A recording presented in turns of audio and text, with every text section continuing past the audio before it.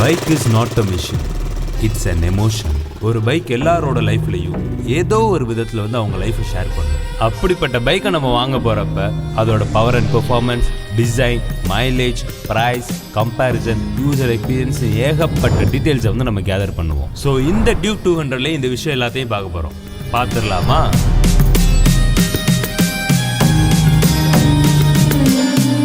Duke 200 user power and performance. இந்த இன்ஜினோட capacity 200 CC. இந்த செக்மெண்ட்ல பவர் அண்ட் த்ராட்லிங்ல இவன் ஒரு அரக்கன் தான். இவனை அடிச்சுக்கிறதுக்கு ஆளே இல்லை. ஹலோ, உண்மையான அரக்கன் BS6க்கு முன்னாடி வந்த வெர்ஷன் தான். இதெல்லாம் என்ன பவர்? பழைய வண்டியில ஆக்சிலரேஷன் அப்போ ஒரு ராவா பவர் ப்ரொடியூஸ் பண்ணும் பாரு.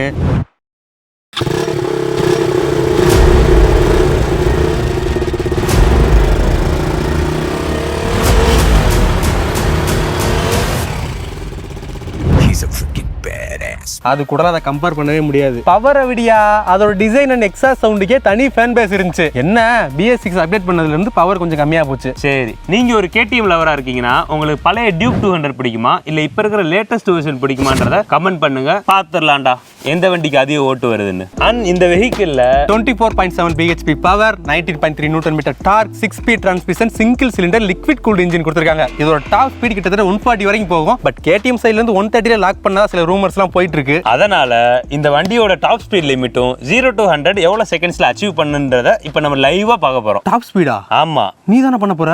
நான் தான் பண்ண போறேன். இருந்தாலும் பில்லியனோட எவ்வளவு ஸ்பீட் போகுதுன்னு தெரிய வேணாமா? அதுக்கு ஏய், இந்த கேமரா ட்ரைபாட்லாம் தூக்கி கார்ல ஏத்துங்க, இந்த செல்லக்குட்டியை வண்டியில ஏத்துங்க. ஏய், நான் புள்ள குட்டிக்காரன், என்ன ஆள விடுங்கடா. டேய் வேணாடா, விட்டுறடா. Get ready. Power, speed.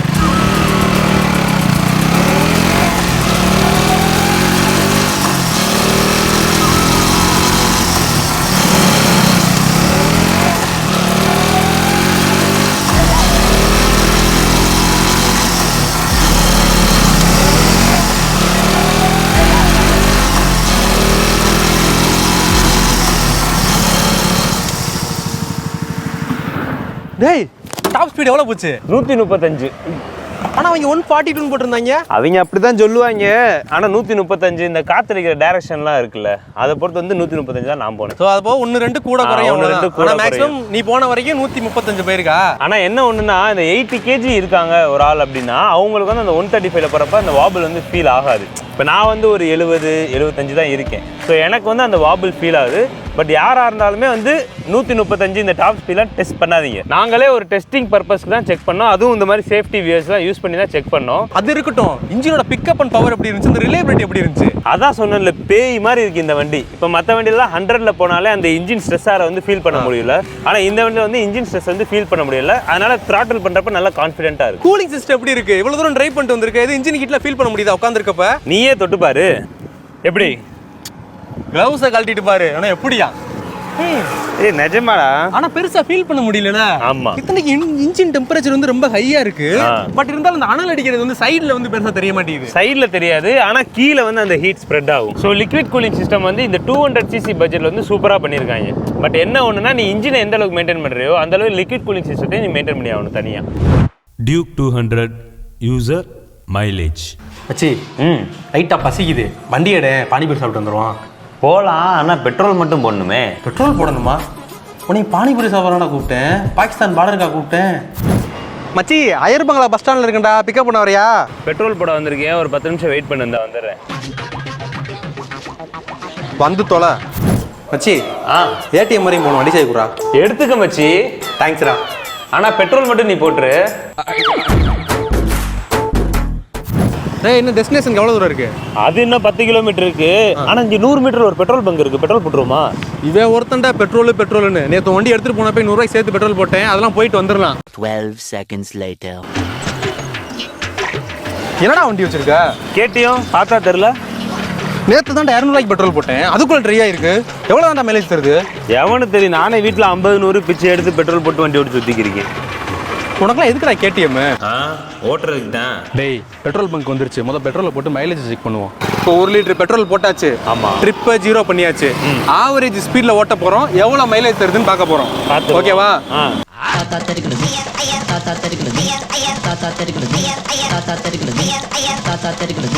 Of ஆயிருச்சு. ஆஃப் ஆயிடுச்சா?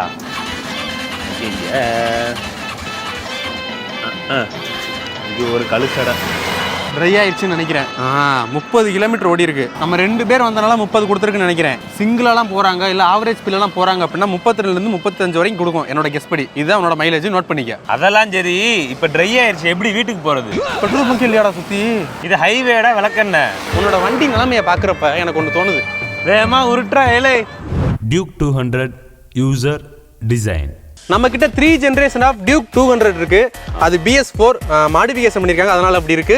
இது BS6, இது BS6 phase 2. இப்போ வந்திருக்க E20 பெட்ரோல் சப்போர்ட் பண்றதோட வந்திருக்கும். யோ, இது பவர் தான் பேய் மாதிரி இருக்குன்னு பார்த்தா வண்டியே பார்க்க பேய் மாதிரி தானே இருக்கு. ஏதோ இந்த பிரெடேட்டர் மூஞ்சி மாதிரி. ஆக்சுவலா நீ மட்டும்தான் அப்படி சொல்ற, ஆனா அதுக்கு இருந்த ஃபேன் பேஸே தனி. ஒரு சக்சஸ்ஃபுல்லா ஒரு வண்டி போயிட்டு இருக்கும்போது ஜெனரேஷனே சேஞ்ச் பண்றாங்க. அதாவது இந்த BS6 மாடல் சொல்றேன், சேஞ்ச் பண்றாங்க அப்படின்றப்ப எந்த அளவு சக்சஸா போகும்னு நமக்கு தெரியாது. இது ஆக்சுவலா ஃபெயிலியர் மாடல்லாம் கிடையாது, இதுவும் சக்சஸ் தான். காரணம் என்னன்னா டியூக் 250 இருக்குல்ல, அதோட சேசிஸ் அண்ட் ஹெட்லைட் அப்படியே இதுல வந்து டிட்டோவா பண்ணிருப்பாங்க 200cc-ல. 200cc-ல. அதே இது இந்த BS6 phase 2 எடிஷன் இருக்குல்ல, இது வந்து எப்படின்னா BS6 250 இருக்குல்ல, அதோட ஹெட்லைட் தூக்கி அப்படியே இங்க கொடுத்துருப்பாங்க. இப்போ ஐபோன்ல பண்ணுவாங்கல்ல, இந்த வருஷம் ப்ரோ சீரிஸ்ல லான்ச் ஆன ப்ராசஸர் தூக்கி அடுத்த வருஷம் நம்பர் சீரிஸ்ல கொடுப்பாங்களே.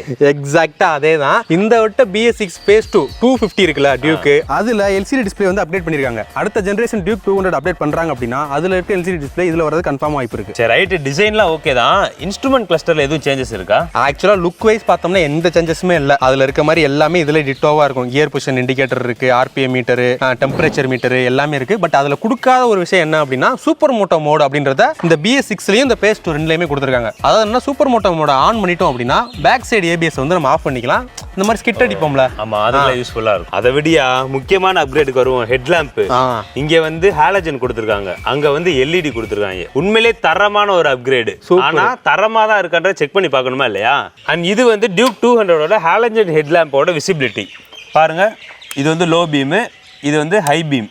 ஸோ அதோட ரேஞ்ச் எந்த அளவுக்கு இருக்குது, விசிபிலிட்டி எப்படி இருக்குன்னு பாருங்கள். அண்ட் இது வந்து டியூக் 200 இப்போ இந்த லேட்டஸ்ட்டாக வந்துச்சுல LED, அதோட ஹெட்லாம்போட விசிபிலிட்டி எப்படி இருக்குன்னு பாருங்கள். இது வந்து லோ பீமோடது, இது வந்து ஹை பீமோடது. ஸோ நீங்களே பார்த்துருப்பீங்க, அப்வியஸாக ஹாலஜனை விட LED தான் நல்லா இருந்திருக்கும். இருந்தாலும் உங்களோட ஒப்பீனியனே நீங்கள் சொல்லிடுங்க. ஏன்னா அந்த வண்டி வாங்குறதுக்கு முன்னாடி ஒரு மாதத்துக்கு முன்னாடி இந்த வண்டியை வாங்கிட்டு ஐயோ LED போச்சே அப்படின்னு வருத்தப்பட்டீங்க அப்படின்னா அதெல்லாம் தேவையில்லை. இந்த LEDக்கான அக்சசரிஸுமே சீக்கிரமாக வந்துடும், அப்கிரேட் பண்ணிக்கலாம். ஆனால் என்ன, ஒரு 10,000 ஒரு 15,000 செலவாகும். 200cc-ல 2.25 லட்சம் போட்டு இந்த வண்டி வாங்குறதே பெரிய விஷயம். இதுல இன்னும் 15,000 போட்டு LEDக்கு வேற நாங்க அப்டேட் பண்ணணுமா? LED வேணுமா இல்லையா? வேணும். வேற என்ன பண்றது, ஹைவே போகும்போது LED இல்லாம என்ன பண்றது? ஹாலஜனோட அதான கொஞ்சம் பவர் அதிகமா அடிக்கும். ஆமா. அண்ட் பேக் சைடுன்னு பாக்குறப்ப BS6க்கும் phase 2க்கும் எந்த அப்கிரேடுமே இல்லையே. நல்ட் போல்ட் முதற்கொண்டு அதே மாதிரி தான் இருக்கு. ஆனா BS4 கம்பேர் பண்றப்ப நல்ல அப்கிரேடா இருக்கு. இந்த வண்டியே நல்லா இருக்கேயா. கிரவுண்ட் கிளியரன்ஸ்மே ஆல்மோஸ்ட் சேம் தான் போல இந்த ரெண்டு வண்டியுமே. மூணுக்குமே சேம் தான், மூணுக்குமே ஒரே இதுதான். அதை வந்து அப்கிரேட் பண்ணி கொடுத்தா நல்லா இருந்திருக்கும். பாரம்பரியமா ஃபாலோ பண்ணிட்டே வராங்க அந்த KTM. சீட்டுமே பெருசா மாத்தல, அப்படியே தான் இருக்கு. இந்த டேங்க்குமே ஒரே மாதிரி தான் இருக்கு, ஒரே மாதிரி தான் இருக்கு. அதுல இருந்து டிசைன் தான் மாறி இருக்கு BS4ல இருந்து. ஆனா கெபாசிட்டின்னு பாக்குறப்ப மூணுக்குமே சேம் தான். மூணுக்குமே சேம். ஆனா என்ன, இது E20 ஃபியூல் வந்து சப்போர்ட். இப்போ வர்றது ஃபுல்லாமே E20 ஃபியூல் சப்போர்ட் பண்றாங்க. அந்த E20ன்றது ஒரு பெரிய டாபிக், அதை நம்ம ஒரு தனியா ஒரு வீடியோவே பண்ணுவோம். அண்ட் சாக் ஆப்ஷன் பாக்கல பேக்ல வந்து மோனோசாக் சஸ்பென்ஷன் தான் மூணுக்குமே கொடுத்துருக்காங்க. ஃப்ரண்ட்ல வந்து USD ஃபோக்ஸ் தான் மூணுக்குமே காமனா கொடுத்துருக்காங்க. ஆனா என்ன, பிரேக்கிங்ல மட்டும் அந்த ஃப்ரண்ட்ல அந்த டிஸ்கோட சைஸ் மட்டும் இது கொஞ்சம் பெருசா இருக்கு. ஆமா, அந்த BS6ல பிரேக்கிங் வந்து கொஞ்சம் கான்சன்ட்ரேட் பண்ணிருக்காங்க. ஆனா இதை தாண்டி டிசைன்ல வந்து பெருசா எந்த சேஞ்சுமே இல்ல phase 2க்கும் BS6க்கும். Duke 200, RTR 200, NS 200. நம்ம வண்டி அடிச்சுக்கிறதுக்கு உலகத்துல எந்த வண்டியும் கிடையாது. அடா ப்ரோ, உங்களோடதும் 200cc தான் போலையா? ஆமா ப்ரோ, நம்மளதும் 200cc தான். அடா என்னது 200cc தாங்க, அப்பாச்சி 200. 200cc-ல நேக்டு டைப்ல இந்த மூணு வண்டி தானே இருக்கு. இதுல பியூட்டி என்னன்னா இந்த மூணுமே வந்து இந்தியன் மேட் பைக். யோ, KTM வந்து ஆஸ்ட்ரியன் மோட்டார் சைக்கிள்யா? இல்ல KTM ஓட 48% ஷேரை பஜாஜ் தான் ஹோல்ட் பண்றான். அதுவும் இல்லாம KTM ஓட இன்ஜினும் பஜாஜோட NS 200 இன்ஜினும் கிட்டத்தட்ட மெக்கானிசம் சிமிலரா தான் இருக்கும். பஜாஜோட சுவிட்சஸ்ல இருக்க லைட் கண்ட்ரோல்ஸ் இருக்குல்ல, அதுவும் கிட்டத்தட்ட KTMல இப்ப கொண்டு வந்துட்டாங்க. அதை பேஸ் பண்ணி தானே சொல்லிருப்பீங்க. எக்ஸாக்ட்லி, நான் அதை மீன் பண்ணி தான் சொன்னேன். ஆக்சுவலா என்னன்னா KTMமும் பஜாஜும் சேர்ந்தா இந்த NS 200 வந்து மேக் பண்ணாங்க. பவர் அவுட்புட்டும் அதுக்கு இதுக்கும் பெருசாலாம் டிஃபரன்ஸ் வந்து ஃபீல் ஆகாது. என்னது பெருசா டிஃபரன்ஸ் ஃபீல் ஆகாதா? வரியா ரேஸ் விட்டு பாப்போமா? உங்க வண்டிலாம் 100ல போனாலே இன்ஜின் கதற ஆரம்பிக்கும்டா. என் வண்டி அப்படி இல்ல, 120 அசால்ட்டா போவேன். உங்க 2 பேர் சண்டையில என்ன இடையில இருக்கிறீங்க? உங்க 2 பேர் வண்டியை கம்பேர் பண்றப்ப பவர் அண்ட் டார்க் கம்மி தான். ஆனா ஃபீச்சர்ஸ் என் கிட்ட கூட நீங்க நெருங்க முடியாது. Adjustable break liver, adjustable clutch liver, adjustable fork, slipper clutch, Bluetooth connectivity, riding modes, அந்த மோட்ஸ்க்கு ஏத்த மாதிரி ஏபிஎஸ்லயும் பவர்லயும் ஒரு சில சேஞ்சஸ் இந்த மாதிரி நிறைய கொண்டு வந்திருக்காங்க. இதுல சூப்பர் மோட்டோ மோட் இருக்குடா. அதை ஆஃப் பண்ணிட்டு ஸ்கிட் அடிக்க முடியும். இதுல பண்ண முடியுமா? என்னதுல 3 ரைடிங் மோட் இருக்குல்ல, ஒன்னதுல இருக்கா? இதுல லிக்விட் கூலிங் இருக்கு, அதுல இருக்கா ஆயில் கூலிங் தானே? நீ எல்லாம் பேசவே கூடாது. கேடிஎம்ல ஏதாவது பார்ட்ஸ் ஆர்டர் போட்டா வரதுக்கு மாச கணக்கு ஆகுதாம்ல. உன் வண்டியோட சர்வீஸ்ல எல்லாம் மண்ணள்ளி தாண்டா போடணும். அந்த அளவுக்கு கேவலமா வச்சிருக்கீங்கடா. இன்ஜின் ஆயில் கூட வெளியே விற்க மாட்டீங்களாமே. பைக் ரிவ்யூ பண்ண சொன்னா சண்டை போட்டுக்கிட்டு இருக்காங்க. நீங்க என்ன சொல்ல? இதோட ஃபேன் பேஸ் தெரியுமா? நீங்க சண்டை போடக்கூடாது. நிறைய பைக் ரிவ்யூ பார்க்கணும்னா சப்ஸ்கிரைப் பண்ணிக்கோங்க. அப்படிலாம் கிடையாது, அதெல்லாம் முடியாது. இல்ல கத்தாதீங்க, நிறுத்துக்கடா. நம்மலாம் ஒரே செக்மெண்ட்டுக்குள்ள இருக்கவங்கடா. நமக்குள்ள எதுக்கு சண்டை?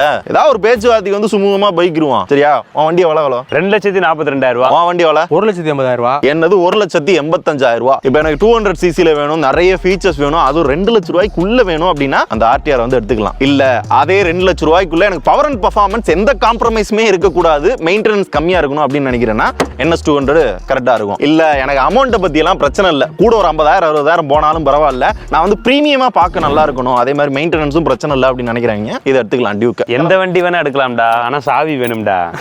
டேய் என்னடா டயலாக் இது? எவன் எழுதி கொடுத்தானே அது இப்படி பேசிட்டு போறான்? Duke 200 user experience. ஒரு பைக் இல்ல காரை என்னதான் ரிவ்யூக்காக ஒரு வாரமோ 10 நாளோ நம்ம ஓன் பண்ணி வச்சிருந்தாலும், யோ வண்டியை 30 நாளா வச்சிருக்கே, ஒரு அட்வான்ஸ் ஆகுது குடியா. அதுல இருக்க நிறை குறையில 100% நம்மளால சொல்லவே முடியாது. ஆனா அதே பைக்கை மாச கணக்குலயே வருஷ கணக்குலயே ஓன் பண்ணி வச்சிருக்கவங்களால அதோட நிறை குறையில 100% தெளிவா சொல்ல முடியும். சோ இவர் பேர் வெங்கடேஷ், இவரோட பைக் தான் அது. நம்ம டெக்பாஸோட கேமராமேன் இவரு. வெங்கடேஷ், இந்த வண்டி வாங்கி எவ்வளவு நாள் ஆச்சு? வண்டி வாங்கி ஒரு 6 மாசம் இருக்கும். 200 செக்மெண்ட்ல டியூக் 200ன்றது இருக்கிறதுல ரேட்டு கூட, கிட்டத்தட்ட ஒரு 2 lakhs மேல போயிடும். சோ இந்த ரேட் அதிகமா இருக்கு, கிட்டத்தட்ட மெயின்டெனன்ஸ்மே இதுக்கு கூட. அப்படி இருக்கல, எதுக்காக அந்த டியூக் 200 நீங்க செலக்ட் பண்ணீங்க? ஓகே, இது வந்து நான் லாங் ரைடு அதிகமாக போவேன். ஆஃபீஸ்ல இருந்து பாண்டிச்சேரி, கேரளா அந்த மாதிரிலாம் போகிறதுக்கு வந்து மற்ற செக்மெண்ட்லேயும் வண்டி இருக்குது. பெருசாக அந்த அளவுக்கு லாங் தாங்காது, இது ஓரளவுக்கு தாங்கும். ஸோ இந்த வண்டியை நான் அதனால தான் ப்ரிஃபர் பண்ணேன். லாங் அதிகமாக போயிருக்கீன்றீங்க, சிங்கிள் ஸ்ட்ரெச்சில் எவ்வளோ தூரம் போயிருக்கீங்க நான் ஸ்டாப்பா? நான் ஸ்டாப்பாக இங்கேருந்து பாண்டிச்சேரி 350 கிலோமீட்டர்ஸ் வரும். ஓகே, எங்கேயுமே பிரேக் எடுக்காம 350 கிலோமீட்டர் போயிருக்கீங்க? இல்லை, ஒரு 100 கிலோமீட்டர்ஸ்க்கு ஒரு தடவை வந்து ரெஸ்ட் பண்ணிட்டு தான் போகிற மாதிரி இருக்கும். அந்த இடத்துல ஹீட் எதுவும் ஃபீல் பண்ண முடிஞ்சா உங்களால? காலில் பெருசாக ஹீட் இருக்காது, கீழே போயிடும் ஹீட்டு. ஓகே, ஸோ அதனால பெருசாக வந்து ஹீட்டு நம்மளுக்கு தெரியாது. சிட்டிக்குள்ள ஸ்ட்ரீட்லலாம் ஓட்டும் போது வண்டி எவ்வளோ கம்ஃபர்டபுளாக இருக்கு? பூந்து போயிடலாம், கட் அடிச்சு ஓட்டுறதுக்கு அதெல்லாம் எல்லாமே ஈஸியாக இருக்கும், கம்ஃபர்டபுளாக தான் இருக்கு. இந்த வண்டி வாங்க போறப்ப வேற என்னென்ன வண்டிலாம் ஆப்ஷன்ல வச்சிருந்தீங்க? நான் Yamaha வெர்ஷன் 4 ஒன்று வச்சிருந்தேன், ஒரு எம்டி பைக் வச்சிருந்தேன், அப்புறம் ராயல் என்ஃபீல்டு அதுவும் இருந்துச்சு. எல்லாம் பார்க்கும்போது இதுதான் நம்மளுக்கு செட் ஆகும்னு தோணுச்சு. ஸோ இதை எடுத்தாச்சு. நிறைய வண்டி வந்து எல்லா வண்டியும் சூப்பரா இருக்கும், எல்லா வண்டியும் நல்லா சொல்லுவாங்க, பட் அந்த சர்வீஸ் வந்து கழுவி ஊற்றுவாங்க. ஆமாம். ஸோ கேடிஎம் சர்வீஸ் எப்படி இருந்துச்சு? இப்போ எனக்கு வந்து 2வது சர்வீஸ் போயிருக்கேன்.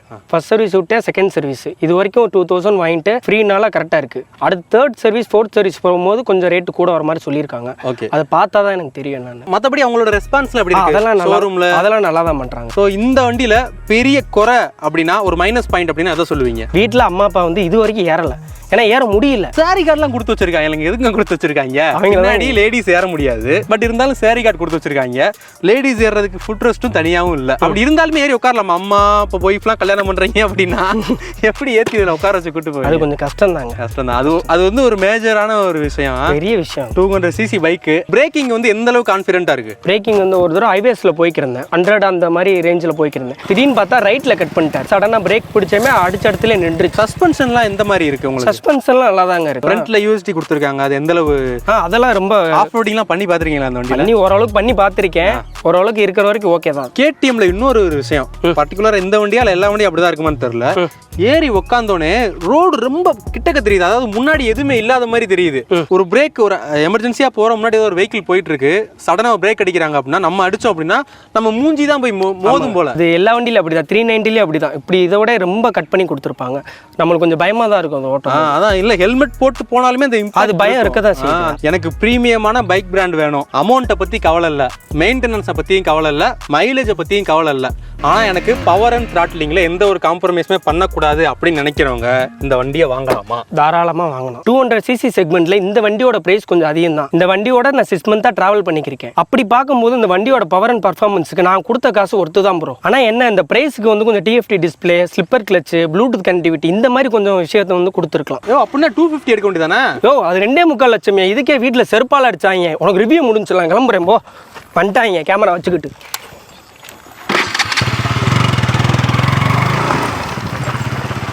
அவ்வளோதான், இதெல்லாம் blur போட்டு அப்படியே முடிச்சிடுறோம்.